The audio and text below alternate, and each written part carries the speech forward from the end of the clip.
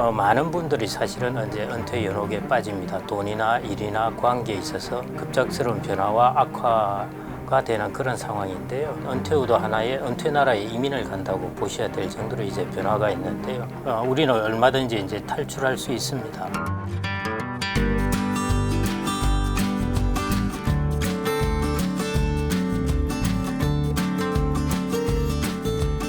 안녕하세요. 세모TV 구독자 여러분. 지금 김경록입니다. 저 옵투스 자산운용 고문으로 있고요. 이전에 아마 제 미래셋 대표로 해서 많이 인사드린 것 같습니다. 오늘은 하여튼 은퇴 이런 것들에 관해서 여러분들과 조금 의견을 나눠볼까 합니다.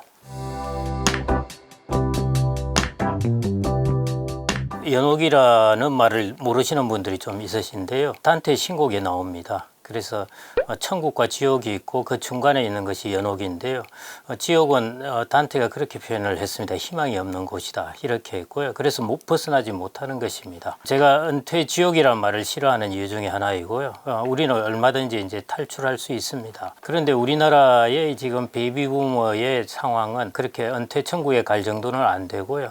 은퇴 연옥, 저는 그 중에서도 콕 집어 말한다면은 세 가지 정도의 연옥이라고 보는데요. 돈, 그리고 이제 일, 관계, 이 세 가지에 이제 은퇴 연옥에 빠진다고 보고 있습니다. 그러면 이제 60대 10년 혹은 50대 10년도 이제 우리나라는 정년이 조금 빠르니까요. 거기에 이제 50, 60이 해당될 수 있는데 많은 분들이 사실은 이제 은퇴 연옥에 빠집니다. 돈이나 일이나 관계에 있어서 급작스러운 변화와 악화가 되는 그런 상황인데요. 여기에서 이때 이 연옥에 빠진 뒤 어떻게 이를 잘 벗어나느냐 하는 것이 그 이후에 우리가 70대 이후에 평안한 노후 생활하고 바로 직결될 것 같습니다. 그래서 이 시기가 저는 제일 중요한 시기라고 보고 있습니다.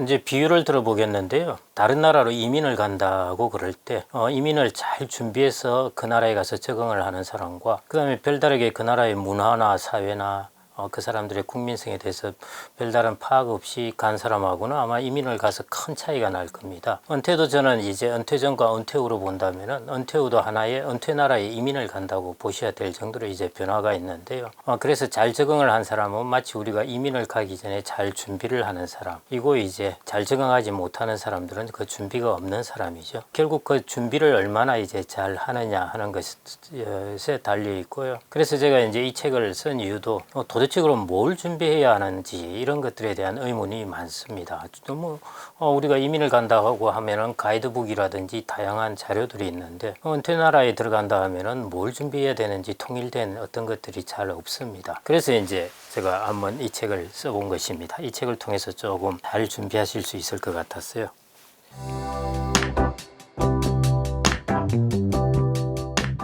예, 서울 자가의 대기업 다니는 김 부장 드라마를 보시면은 그래도 부장에서 상무로 진급하려다가 이제 미끄러져서 퇴직을 하게 됐는데요. 중소기업에 가서 이제 월 얼마 하니까 월 2장 하니까 김 부장이 월 혹시 2천 하니까 월 200 이야기를 했습니다. 그게 이제 그 현실을 보여주는데요. 자기의 노동시장에서의 가격이 떨어집니다. 여러분들의 가치가 떨어진 건 아니에요. 그 어떻게 하루 만에 그렇게 가치가 떨어지겠습니까?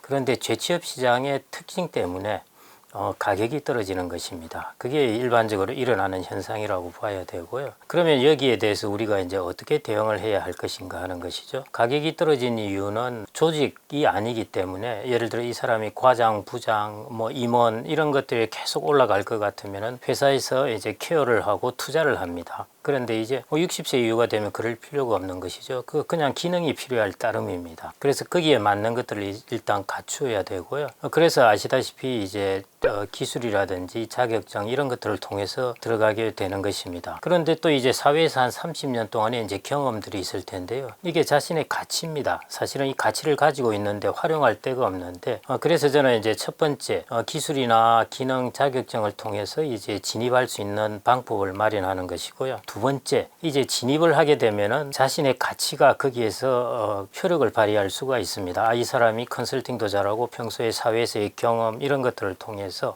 직장에 들어가서 훨씬 부가가치가 높은 일들이나 이런 것들을 해내는 것이죠. 그러면 이제 자신의 가격도 좀 올라갈 수가 있습니다. 그래서 저는 이제 어떤 전문성이나 이런 것을 가지고 일단 진입하는 것이 필요하다고 생각을 하고요. 그러려면은 첫 번째 눈높이를 좀 낮춰야 되고 자기의 전문성을 갖춰야 됩니다. 그 다음에 이제 진입하고 나서 자기가 가진 가치, 능력 이런 것들을 통해서 노동시장에서의 가격을 이제 조금씩 올려가는 그런 작전을 펼쳐보면 어떨까 생각합니다.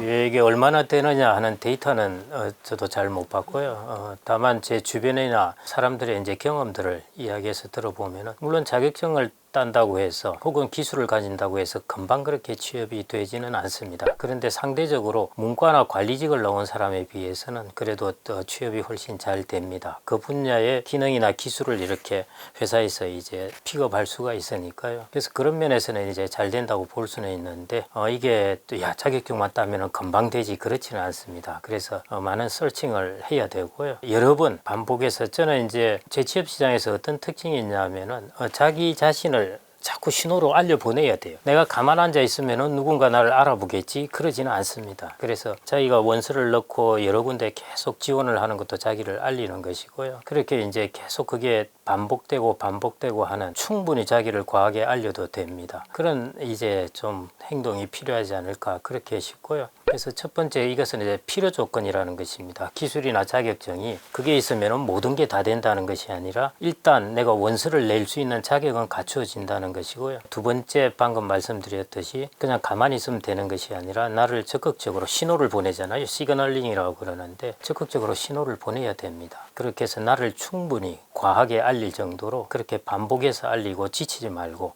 반복해서 알리면은 그러면은 이제 길이 보일 수가 있을 겁니다. 제 친구가 이제 주택관리사 자격증을 따가지고요. 금방 취업을 했어요. 저는 그래서 취업이 되게 쉬운 줄 알았습니다. 근데 1년 지나고 이제 다시 나와가지고 하려는데 지금 4, 5개월째 원서는 계속 넣고 있는데 잘 안 되고 있습니다. 이게 이제 정상적인 모습 같습니다. 이것들을 이제 계속 탐색을 하고 하면서 이제 구할 수 있을 것 같고요. 그래서 조금 끈질기고 그리고 이제 좀 참을성이 있게 계속 트라이를 해야 될 것 같습니다.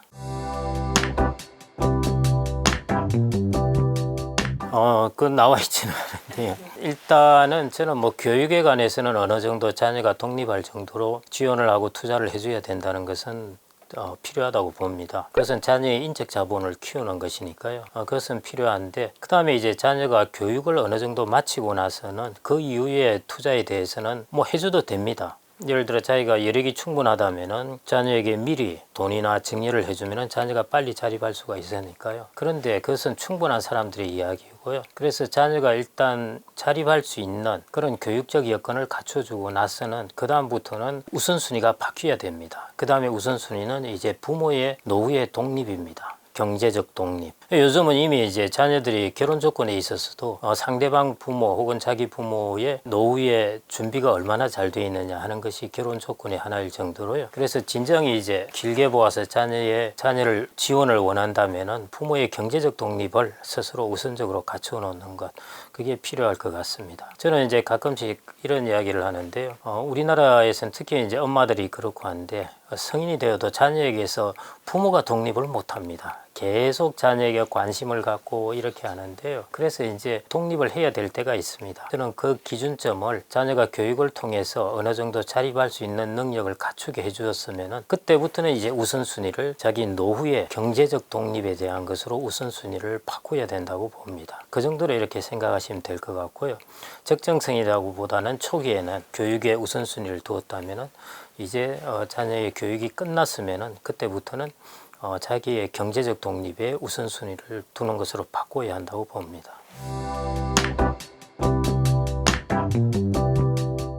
네, 이게 뭐 저도 이제 심리학자가 아니라서 혹은 뭐 정신과 의사가 아니라서 그러는데요. 제가 이제 주변의 사례나 이런 것들을 쭉 보아온 바에 따르면 왜 이런 일이 생길까 하는 것입니다.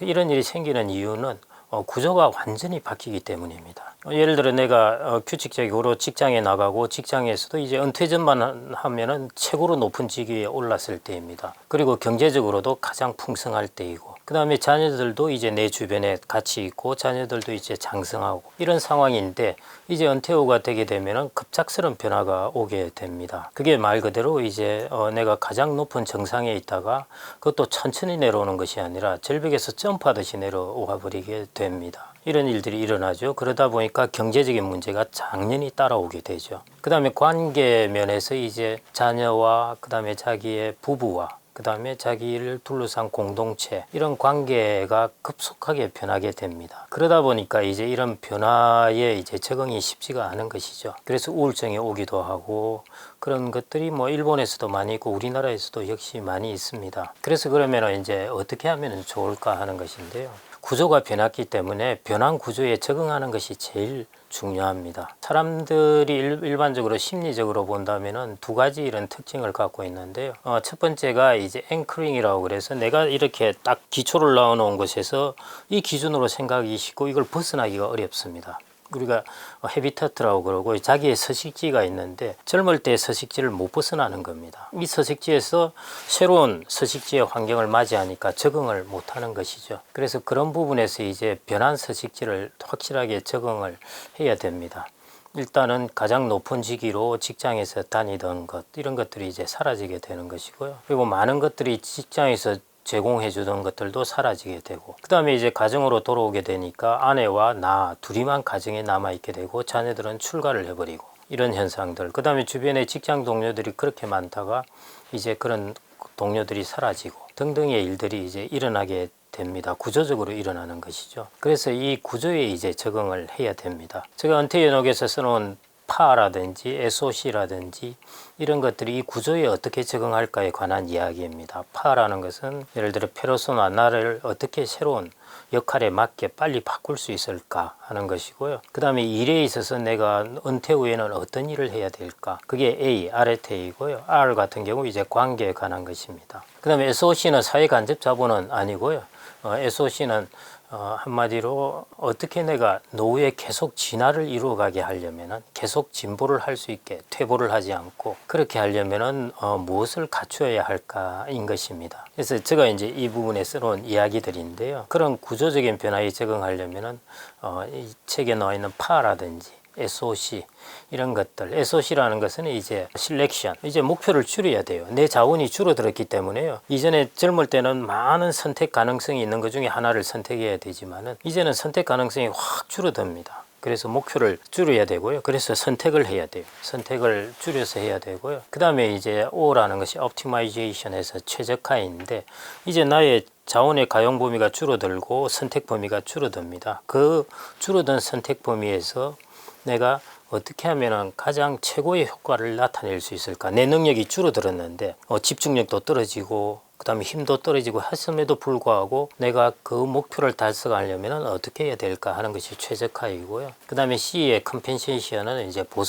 보완이란 뜻입니다. 뭐냐 하면은 눈도 나빠지고 하는 것은 어쩔 수 없습니다. 그런데 요즘 많은 좋은 대체 수단들이 생겨났습니다. AI도 생겨나고요. 특히 AI 같은 경우 이제 참 효율적으로 혹은 효과적으로 활용할 수 있는데 그런 것들을 이제 활용해서 나의 노후의 새로운 구조에 적응하자는 것입니다. 제가 이걸 거의 1시간을 말씀드려도 될 만한 것이라서요.